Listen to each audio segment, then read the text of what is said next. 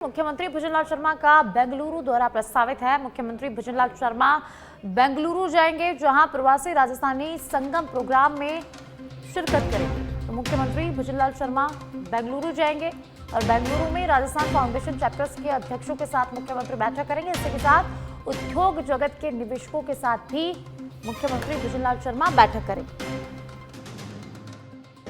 मुख्यमंत्री भुजनलाल शर्मा का कार्यक्रम बता रहे हैं। मुख्यमंत्री भुजनलाल शर्मा का बेंगलुरु दौरा प्रस्तावित है। मुख्यमंत्री बेंगलुरु जाएंगे, जहां उनके कई कार्यक्रम रहने वाले हैं, कई बैठकें यहां पर मुख्यमंत्री भुजनलाल शर्मा की रहने वाली है।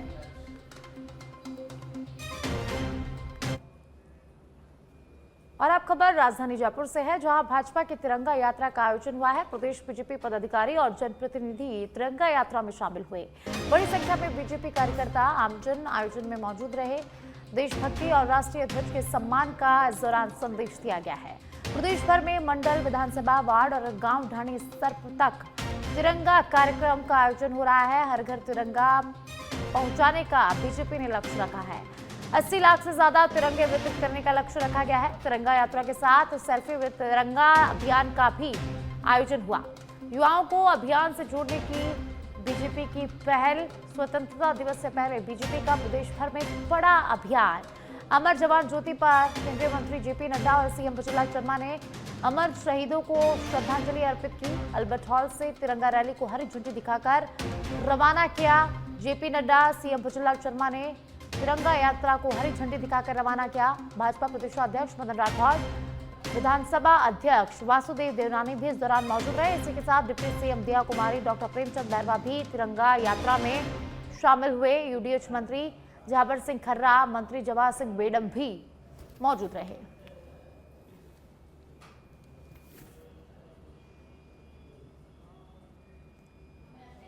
केंद्रीय स्वास्थ्य एवं परिवार कल्याण मंत्री जगत प्रकाश नड्डा और मुख्यमंत्री भुजनलाल शर्मा ने रविवार को 10 अत्याधुनिक रक्त संग्रहण एवं परिवहन वाहनों को हरी झंडी दिखाकर रवाना किया।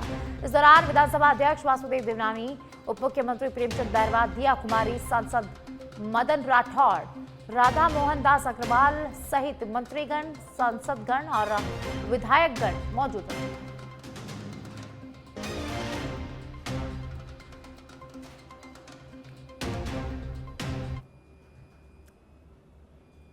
और अब खबर अजमेर की केकड़ी से है, जहां केकड़ी में 2 बच्चों में ब्रुसेला संक्रमण पाया गया है। बच्चों को अस्पताल में भर्ती कराया गया है।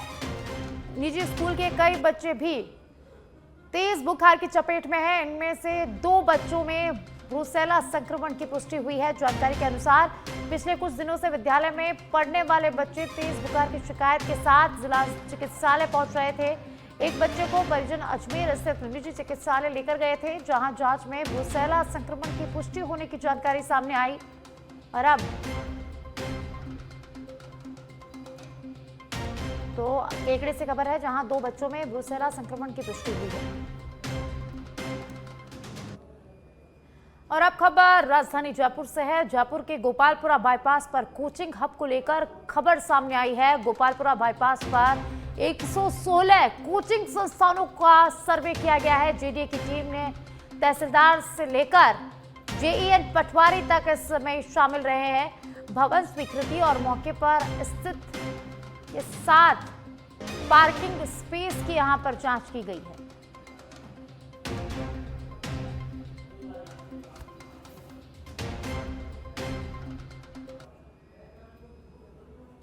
जयपुर के चर्चित बिल्डर धीरेन्द्र मदान और उनकी कंपनी महिमा रियल एस्टेट अब एक बड़े विवाद केंद्र में है।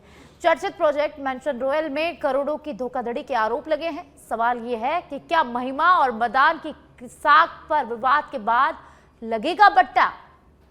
मदान की साख पर लगेगा बट्टा। महिमा रियल एस्टेट ग्रुप पर गंभीर आरोप। डायरेक्टर धीरेन्द्र और बेटे निखिल मदान की बढ़ेंगी और मुश्किलें।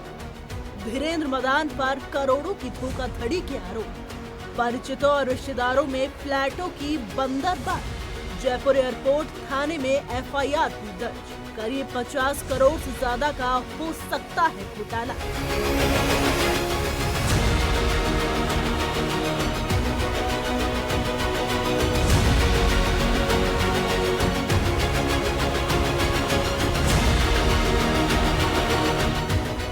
जयपुर के चर्चित real estate project mention royal में एक बड़ा विवाद सामने आया है। Real estate company Jaipur motels and bill state company private limited ने महिमा रियल एस्टेट ग्रुप, उसके डायरेक्टर धीरेन्द्र मदान और उनके बेटे निखिल मदान पर करोड़ों की धोखाधड़ी के गंभीर आरोप लगाए।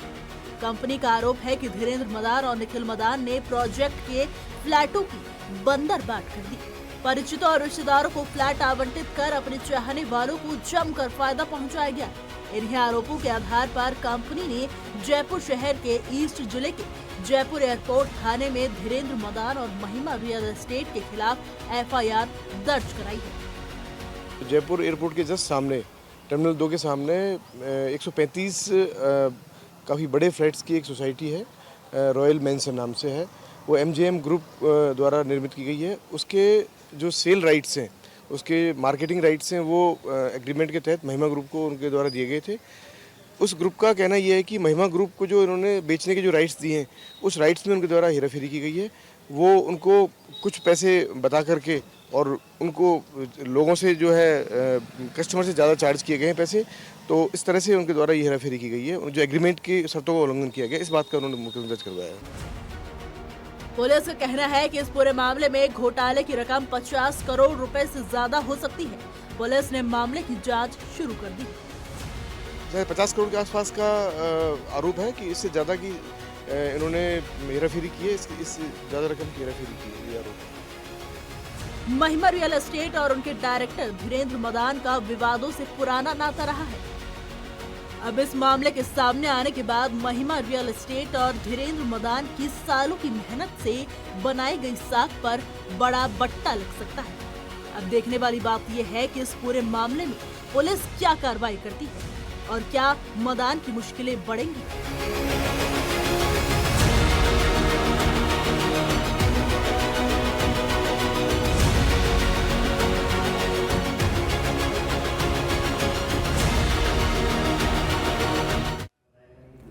लोहावट में भंवरी देवी हत्याकांड का 13 दिन बाद भी खुलासा नहीं होने से लोगों में भारी आक्रोश है और उनका आक्रोश लगातार बढ़ता जा रहा है।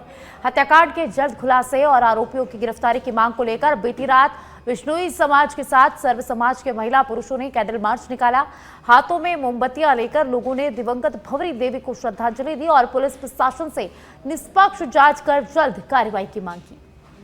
प्रदर्शनकारियों का कहना है कि घटना को कई दिन बीतने के बावजूद पुलिस अभी तक हत्या की गुत्थी नहीं सुलझा पाई है। कैंडल मार्च में बड़ी संख्या में महिला पुरुष शामिल हुए और भंवरी देवी को न्याय दिलाने की मांग को लेकर आवाज बुलंद की गई। वो सोशल मीडिया तो क्या है, जिसको जैसी मर्जी पड़े वैसे देख देता है। इसमें इस प्रकार का कुछ भी नहीं है, लेकिन पुलिस अपने तरीके से जितने भी क्षेत्रों में पुलिस को काम करना, सारे क्षेत्रों में पुलिस कार्य कर रही है। पुलिस पर निश्चित रूप से भ्रामक खबर पे ध्यान देने से कोई फायदा नहीं है। जितनी भ्रामक खबरें होती हैं उतना ही। और अब बीकानेर के नोखा से बड़ी खबर है, जहां पांचों पुलिस की नशे के खिलाफ बड़ी कार्रवाई देखने को मिली है। नाकाबंदी के दौरान लग्जरी कार से अवैध शराब जब्त की गई है। गुजरात नंबर की कार से 15 कार्टन अंग्रेजी शराब के बरामद किए गए हैं। गुजरात निवासी 2 आरोपियों को पुलिस ने गिरफ्तार कर लिया है। तो बीकानेर से खबर है, पांचों पुलिस की नशे के खिलाफ बड़ी कार्रवाई देखने को मिली है। नाकाबंदी के दौरान लग्जरी कार से अवैध शराब जब्त की गई है, कार को बरामद किया गया है और इसी के साथ 2 आरोपियों को गिरफ्तार किया गया और अब आगे की कार्रवाई की जा रही है।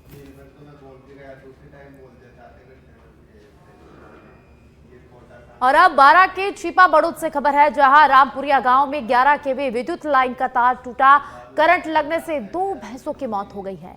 ग्रामीणों ने जर्जर लाइन को दुरुस्त करने की मांग उठाई। शिकायत के बाद भी विभागीय कर्मचारियों ने ध्यान नहीं दिया। यहां पर हादसे के बाद ग्रामीणों में भारी आक्रोश देखने को मिल रहा है।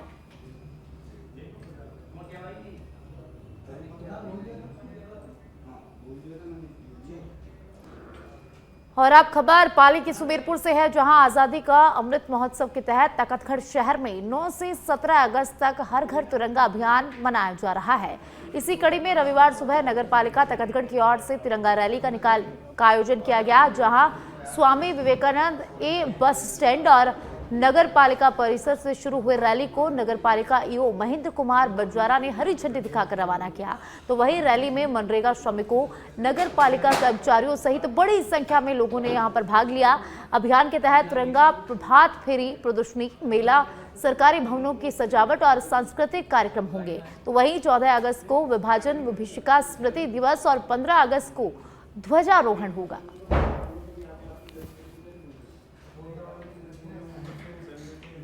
जयपुर के MNIT में आयोजित 2 दिवसीय आवास 2.0 कार्यक्रम में 10,000 से ज्यादा युवा और विद्यार्थी एक मंच पर जुटे।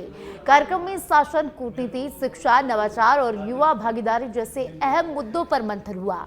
इस दौरान अनमोल शोभित ने युवाओं से संवाद किया। अनमोल शोभित इंडिया Y20 के चेयरपर्सन और G20 इंडिया से जुड़े हुए रहे हैं। वे BJYM लद्दाख के प्रभारी भी रहे हैं। देश में जेंसी को लेकर चल रही चर्चा, युवाओं की बदलती सोच और देश के भविष्य में उनकी भूमिका को लेकर अनमोल शोभित ने अपने विचार रखे हैं। इन्हीं मुद्दों पर संवाददाता कुणाल भटनागर ने अनमोल शोभित से खास बातचीत की।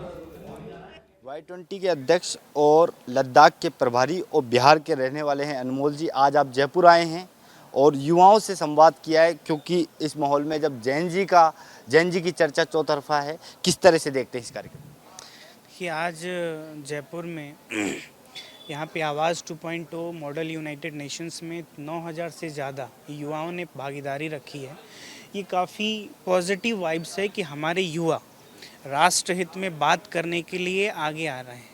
और आज मॉडल यूनाइटेड नेशंस में क्या होता है, युवा बैठते हैं, विभिन्न विषयों पे चर्चा करते हैं और एक सहमति बनाते हैं कि हाँ, ये कार्य देश हित में, समाज हित में होना चाहिए। जिस प्रकार से अंतर्राष्ट्रीय स्तर पर यूनाइटेड नेशन में राष्ट्र अध्यक्ष चर्चा करते हैं, उसी की एक हम लोग प्रतिबिंब मॉडल यूनाइटेड नेशन में होता है। आपने जेन अल्फा और जेन जी की चर्चा करी।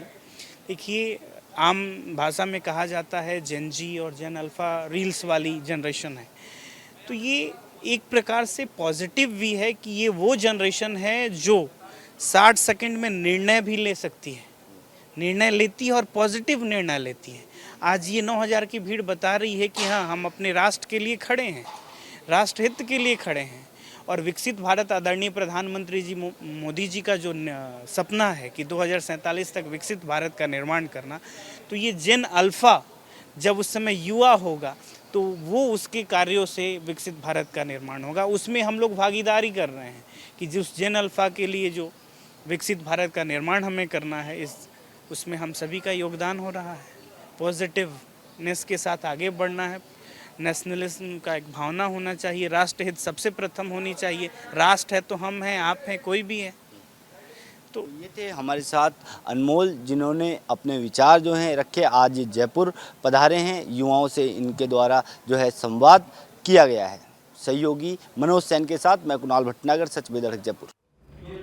और अब खबर खेडली से है। खेडली में कानून व्यवस्था और अपराधियों में भय पैदा करने के साथ आमजन में विश्वास कायम करने के उद्देश्य से पुलिस ने देर शाम से रात तक पैदल मार्च निकाला। IG रेंज जयपुर और SP अलवर सुधीर चौधरी के निर्देश पर खेडली थाना अधिकारी विजय सिंह चंदेल के नेतृत्व में पुलिसकर्मियों ने मुख्य बाजारों में गश्त की। इस दौरान होटल, ढाबों और धर्मशालाओं का निरीक्षण भी किया गया। थाना अधिकारियों ने दुकानदारों से आम रास्तों पर सामान नहीं रखने की अपील की और वहीं आमजन को यातायात नियमों का पालन करने के लिए जागरूक किया। पैदल मार्च के दौरान पुलिस ने क्षेत्र में कानून व्यवस्था का जायजा लिया। थाना अधिकारी विजय सिंह चंदेल ने अपराधियों को कड़ी चेतावनी देते हुए कहा कि अपराध और अपराधियों को किसी भी सूरत में बख्शा नहीं जाएगा। उन्होंने आमजन से भी अपराधियों और आपराधिक गतिविधियों की सूचना पुलिस को देकर सहयोग करने की अपील की। इस दौरान जो व्यापारी वर्ग है, उनको जो दुकान के सामने बाहर सामान रखा हुआ है, उसको लेकर के समझाइश दी जा रही है कि आप अनावश्यक सामान दुकान से बाहर रोड पे नहीं रखें। जो कुछ असामाजिक तत्व कस्बे में घूमते हैं शाम के समय, उनके ऊपर निगरानी रखने के लिए, उनके ऊपर लगाम लगाने के लिए और आमजन को ये मैसेज जाए कि हम सुरक्षित हैं और पुलिस हमारी। और इस खबर के साथ ही वक्त हो चला एक छोटे से ब्रेक का। जल्द हाजिर होंगे।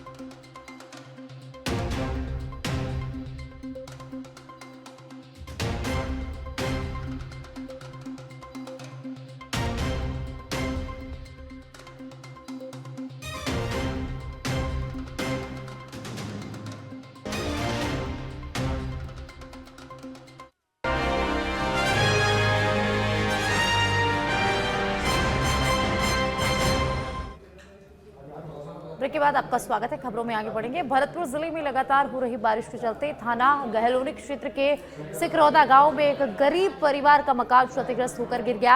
हादसे में कमरे की पट्टी टूटकर कमरे के अंदर जा गिरी। गनीमत रही कि घटना के समय किसी के अंदर मौजूद नहीं होने से कोई जनहानि यहां पर नहीं हुई और बड़ा हादसा टल गया। जानकारी के अनुसार सिकरौदा निवासी केदार सिंह का मकान लगातार बारिश के कारण क्षतिग्रस्त हो गया। केदार सिंह और उनकी पत्नी दोनों दिव्यांग हैं और इसी मकान में रहते हैं। बारिश के चलते घर में रखा खाने पीने का सामान भी प्रभावित हुआ है। पीड़ित परिवार की आर्थिक स्थिति कमजोर होने के कारण मकान क्षतिग्रस्त होने से उनके सामने रहने और रोजमर्रा की जरूरतों को लेकर परेशानी खड़ी हो गई है। ग्रामीणों ने प्रशासन से पीड़ित परिवार की स्थिति का जायजा लेकर उचित सहायता कराने की अपील की है। कहीं से चटका नहीं, टूटा नहीं और एकदम जोर की बरसात आई और बरसात आते ही पूरा मकान धंस गया। तो इसमें कोई जनहानि तो नहीं हुई? इसमें जनहानि तो नहीं थी, पर खाने पीने का करने का सामान था, सो इसमें सब दब गया। और अब जयपुर ग्रामीण की कानोता से खबर है। कानोता बांध में पिछले 2 दिनों से हुई बारिश के बाद पानी की आवक बढ़ गई है। बांध की रपट पर एक बार फिर पानी की चादर चलने लगी है और फिलहाल रपट के करीब आधे हिस्से से पानी बह रहा है।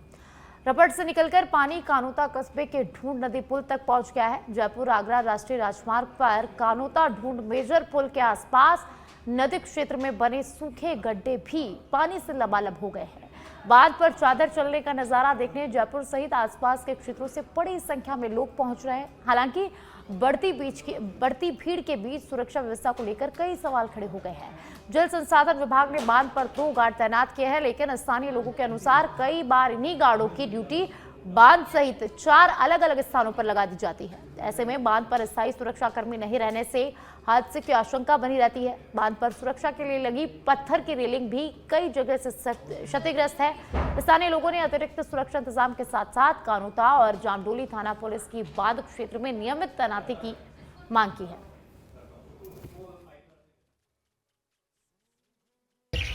चादर पूर्ण रूप से चल चुकी है और आसपास के क्षेत्रों को कई लोगों को इस पानी से कई फायदा होगा और आगे भी अच्छी बारिश होने की आशा है। बड़ी संख्या में लोग आए हैं घूमने। कैसा लग रहा है आपको इस बांध का पानी देखकर? यहाँ बहुत अच्छा महसूस हो रहा है, देखने को मिल रहा है। कई लोग आ रहे हैं यहाँ पे देखने को बारिश को और ज़्यादा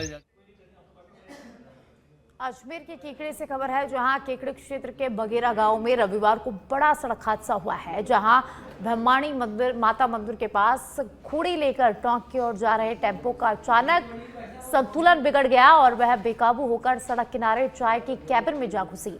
हादसे के दौरान कैबिन के पास खड़ी करीब 5 बाइक क्षतिग्रस्त हो गई। प्रत्यक्षदर्शियों के मुताबिक घटना के समय कैबिन में करीब 2 दर्जन लोग मौजूद थे, तो वहीं हादसे में कई लोग घायल हो गए हैं, जिनमें 3 घायलों को केकड़ी जिला अस्पताल पहुंचाया गया, जिनमें से एक घायल की हालत गंभीर बताई जा रही है।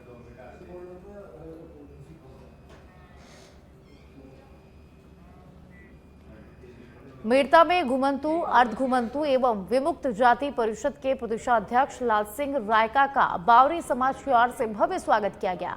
जहां बावरी समाज भवन में आयोजित कार्यक्रम में अध्यक्ष रामकुमार बावरी एवं दीनाराम बावरी ने राजस्थानी परंपरा के अनुसार साफा पहनाकर रायका का अभिनंदन किया, तो वहीं रतनलाल कालबेलिया, अशोक चौहान और भीकू सिंह रायका का भी समाज के गणमान्य लोगों ने साफा पहनाकर स्वागत किया।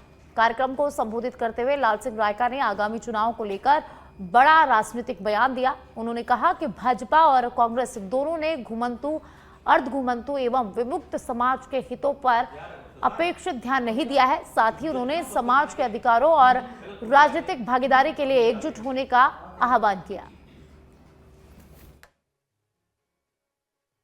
तीसरे मोर्चे की तैयारी कर रहे हैं। डीएनटी समाज में करीब 52 समाज आते हैं। खाली डीएनटी समाज नहीं, हमने एक दोस्त मॉडल बनाया है जिसमें डीएनटी समाज, D for DNT, O for वंचित ओबीसी, एस फॉर वंचित एससी, टी फॉर वंचित एसटी, ये सारे समाज मिलके और ये पूरा मोर्चा बनाया जिसका नाम हमने दिया है साझा मोर्चा। और इस झुंझुनू के राजकीय मोरारका महाविद्यालय में बीबीए की कक्षा के दौरान खुले बिजली के तारों से छात्रों को करंट लगने के बाद विद्यार्थियों में भारी आक्रोश है। मामले को लेकर एसएफएलआई कॉलेज कमेटी अध्यक्ष पिंटू सैनी के नेतृत्व में विद्यार्थियों ने प्रिंसिपल कार्यालय के बाहर धरना देकर नारेबाजी की। विद्यार्थियों ने बताया कि 22 नंबर कमरे में बीबीए की क्लास लगती है, जहां बोर्ड की विद्युत व्यवस्था लंबे समय से खराब थी और तार खुले में पड़े हुए थे, जिससे करंट लगने की आशंका बनी हुई थी। विद्यार्थियों की ओर से करीब 4 दिन पहले प्रिंसिपल को ज्ञापन देकर समस्या से अवगत कराया गया था। इसके बाद 2 दिन पहले मौखिक रूप से भी कॉलेज प्रशासन को खुले तारों और खराब बोर्ड की जानकारी दी गई थी, लेकिन समस्या का समाधान नहीं हुआ। तो वहीं प्रदूषण के बाद कॉलेज प्रशासन ने कमरे के खुले तार और विद्युत बोर्ड दुरुस्त करवाए, साथ ही भविष्य में सुरक्षा व्यवस्था का विशेष ध्यान रखने का आश्वासन दिया। उस क्लास में बोर्ड व्यवस्था खराब है, तार नंगे पड़े हैं, करंट लगने की संभावना है। इसलिए हमने पहले भी 4 दिन पहले प्रिंसिपल को ज्ञापन दे दिया था, फिर मौखिक तरीके से 2 दिन पहले बता दिया। अभी तक वो तार नहीं से, कल एक लड़की के वहाँ पे करंट लगा, इसलिए हम इन मांगों को लेकर बैठे हैं। उस क्लास में बोर्ड। और अब खबर अराई से है, जहां अराई क्षेत्र में एक बार फिर मानवता को शर्मसार कर देने वाला मामला सामने आया है। अराई सरवाड़ स्टेट हाईवे पर छोटा लांबा क्षेत्र के जाड़ियों के नाड़े से ढाणी की ओर जाने वाले रास्ते के समीप जंगल में एक नवजात भ्रूण मिलने से क्षेत्र में हड़कंप मच गया। ग्रामीणों ने जंगल में भ्रूण दिखाई देने पर तत्काल पुलिस को इसकी सूचना दी। सूचना मिलते ही पुलिस मौके पर पहुंची और घटनास्थल का मौका मुआयना कर मामले की जांच शुरू कर दी है। पुलिस ने भ्रूण को नियमानुसार कब्जे में लेकर आगे की कार्रवाई शुरू कर दी है। तो वहीं पुलिस आसपास के क्षेत्र में जानकारी जुटाने के साथ ही मामले की गंभीरता से जांच कर रही है और भ्रूण को छोड़ने वाले की तलाश कर रही है।